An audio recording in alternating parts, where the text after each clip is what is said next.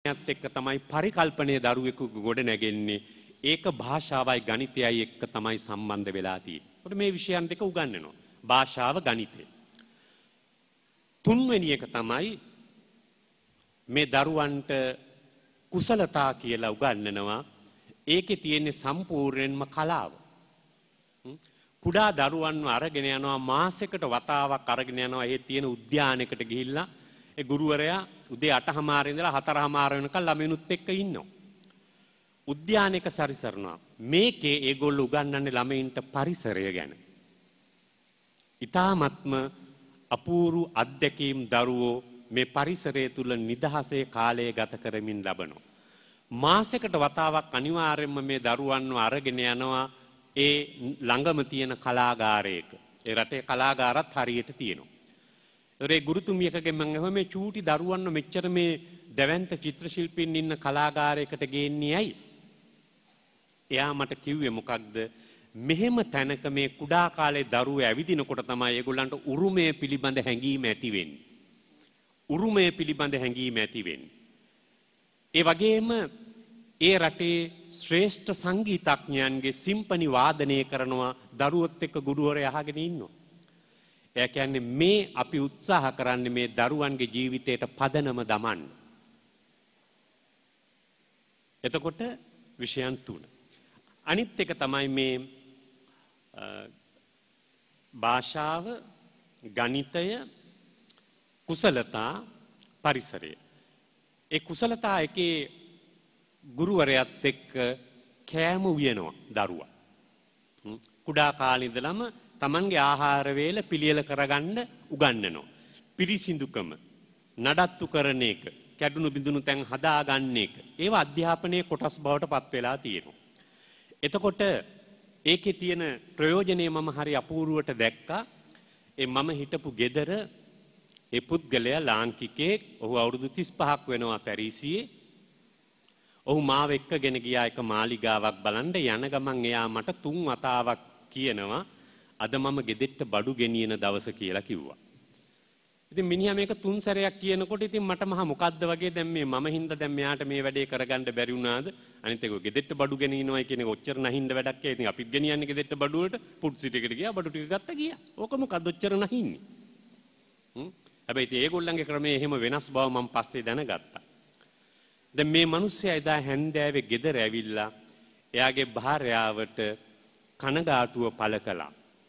ඇත්ත වශයෙන්ම අපේ වචනෙන් කියනවා නම් එයා සමාව ඉල්ලුවා එදා එයාට ඒ කරන්න තියෙන දේ කරන්න බැරි වීම ගැන. ගෙදරට බඩු ගේන වැඩේ කරන්න බැරි වීම ගැන. හරිද? ඉතින් මට මේක හරි අමුතුයි. අපි නම් ඔහොම කවදාක්වත් ඉල්ලන්නේ නැහැනේ බිරිඳගෙන් සමාව. ඊට පස්සේ ඉතින් දවස් 2-3කට පස්සේ මං ඇහුවා අර ඇයි ඔය අර වයිෆ්ට අර නිකන් අපොලොජයිස් කළේ අර වැඩේට මොකද? මිනිහා ටිකක් කල්පනා කරලා ඉඳලා කියනවා දැන් සර් අපේ දරුවෝ මේ රටේ ඉපදිලා මේ ඉස්කෝලේ ගිහිල්ලා ඒ දරුවෝ අපේ ජීවිතවලටත් බලපාලා තියෙනවා. එතකොට මේ කාන්තාවකට ගෞරවය දැක්වීම කියන එක. හරිද? ඒක බලහත්කාරයෙන් කරන්න බෑ. ඒක එන්න ඕනේ අධ්‍යාපනය හරහා. හරිද? එතකොට දැන් මේ ස්වාමි පුරුෂයා ගෙදර ආපුවාම එයා කෑම හදනවා. බිරිඳ ඇවිල්ලා නැත්නම් වයිෆ් එන්න පෑ කෑම හදන්න එහෙම නෑ එයා හදනවා. අපි එහෙම නෙමෙයිනේ. බිරිඳ 9:00ට එනකල් හරි ඉන්නවා බඩගින්නේ ටක් ගාලා උයලා ගන්නකො කියලා කියන්න තමයි අපි බලාගෙන ඉන්නේ. බිරිඳට ඔළුව කැක්කුම් නම් ඒත් අපිට උයලා දෙන්න ඕනේ. අපි උයන්නේ. ඒකනේ. දැන් අර කුඩා කාලේ ඉඳලම පාසලේ වෙන විනයක් දරුවන්ට ලබා දීලා තියෙනවා. හරිද? දැන් මේක කියන්න ගියොත් මේක වෙන පැත්තකට යනවා. දැන් ඇති වැඩි. දැන් මම මේ කියන්න උත්සාහ කළේ මේ සංස්කෘතිය පවරා දීම කියන කටයුත්ත ගැන යමක්. ඉතින් වික්ටර් රත්නායකයන් ඊ타ත්ම හොඳ චේතනාවකින් මම කල්පනා කරන්නේ මේ සංස්කෘතිය පවරා දීමේ මහඟු කාර්යයක් තමයි කරන්නේ. ඉතින් මේ මුණුපුරා හොඳට ගයනවා. ඔහුත් බොහොම වාසනාවන්ත දරුවෙක් කියලා මට හිතෙනවා. සීයාගේ තියෙන පරිවාර සම්පත්තිය නිසා හොඳ ගේය පද රචකයන්ගේ පදමාලා මේ දරුවට ලැබිලා තියෙනවා. හොඳ සංස්කෘතික විනයක් ඇති ගීත පොකුරක් නිර්මාණය කරන්න හොඳම සංගීතඥයන්ගේ සහාය ලබා ගන්නට හැකියාව ලැබිලා තියෙනවා. ඉතින් මං තරුෂ්ක පුතාට සුබ පතනවා. දිග ගමනක් යන්න හෙමින් පියවර තබලා. හෙමින් පියවර තබලා. මේ ක්ෂේත්‍රයේ පඩි 100ක් උඩනම් නිමාව තියෙන්නේ පරිස්සමෙන් තමයි පඩි නගින්න ඕනේ. කලබල වෙලා පඩි 7-8 පනින්න හොඳ නෑ. එතකොට වැටිලා කකුල් කැඩෙනවා. පරිස්සමෙන් පඩි 10ක් නගින්න ඕනේ. දැන් තියෙන්නේ 90යි. තව 10ක් නැග්ගාම 80යි. තවත් 10ක් නැග්ගාම 70යි. එන්න නගින්න තියෙන පඩි ගණන අඩු වෙනවා. හෙමින් සීරුවේ මුදුනට යනවා. ආචාර්ය වික්ටර් රත්නායකයන් එක රැයකින් බිහි වෙච්ච කෙනෙක් නෙමෙයි. SMS වලින් බිහි වෙච්ච කෙනෙක් නෙමෙයි. පෙරුම් පුරාගෙන දුර ගමනක් ආපු කෙනෙක්. ඒ සීයව Tamanගේ මේ කලා කුසලතාවන් උද්දීපනය කිරීමට ගුරු පොත කරගන්නට කියලා මම මේ මුණුපුරාගෙන් ඉල්ලා සිටිනවා. ඒ වගේ මේ දරුවගේ මවට මම කියනවා Tamanගේ තාත්තා ගිය මග ඒ පොත දරුවගේ ජීවන ගමනේ පොත බව ඔබත් නිතරම සිහි තබා ගන්න. බොහොම ස්තුතියි. මහාචාර්ය සරත් විජේසූරිය.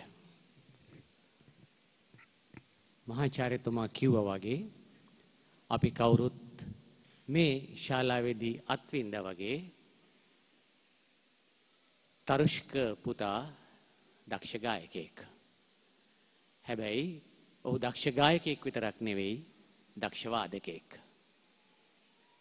හැබැයි මට එක ප්‍රශ්නයක් තියෙනවා.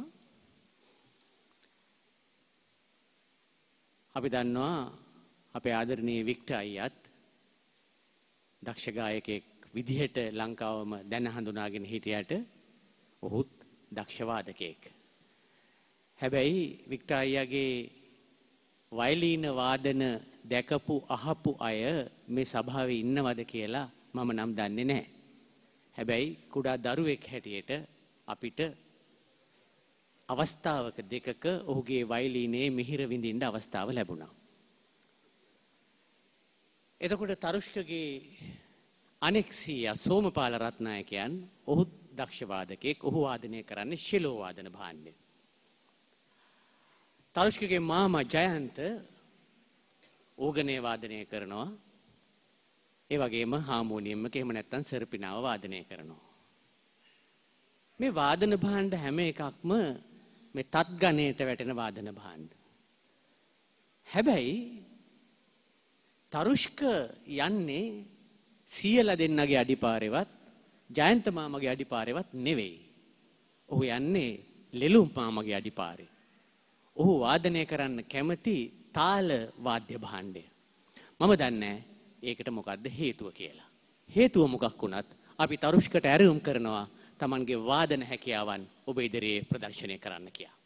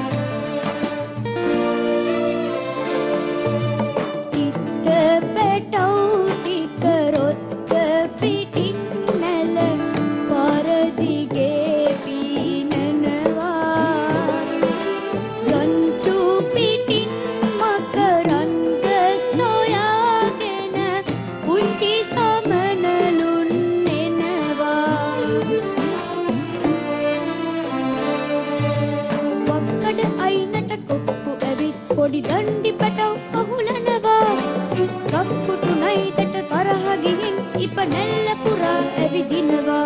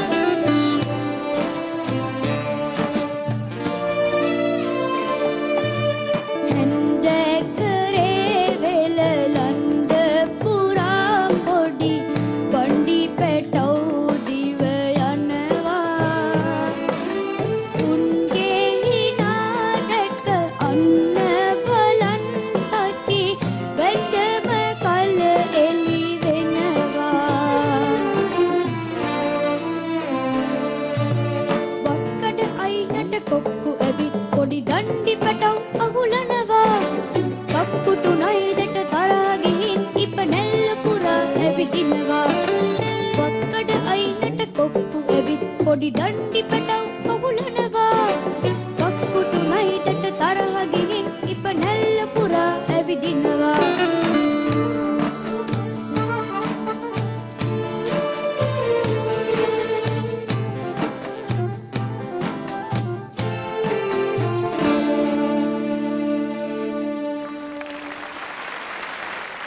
විනුච තරුෂ්ක ගුණසේකරට ගායනයෙන් සහාය වන්නේ චාන්දනී රත්නායක තරුෂ්කගේ අම්මා.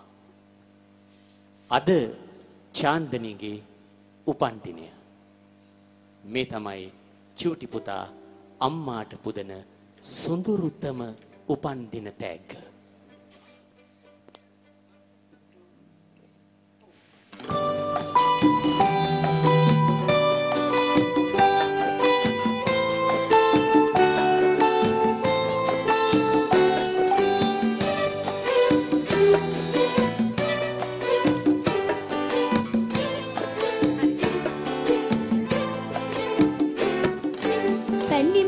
අතු අග පැණි පොන පැන පැන එහි මෙහෙ දඟලන ලේන පැටව රන්චුවකට ගැට පෝලෙන් වින්දා මං එක පැටියෙක් බිම වැටුණා මගේ ඉලක්කෙට අම්මේ ළමයි රන්චුවේ විදින්න අපන මමයි දැන් අම්මේ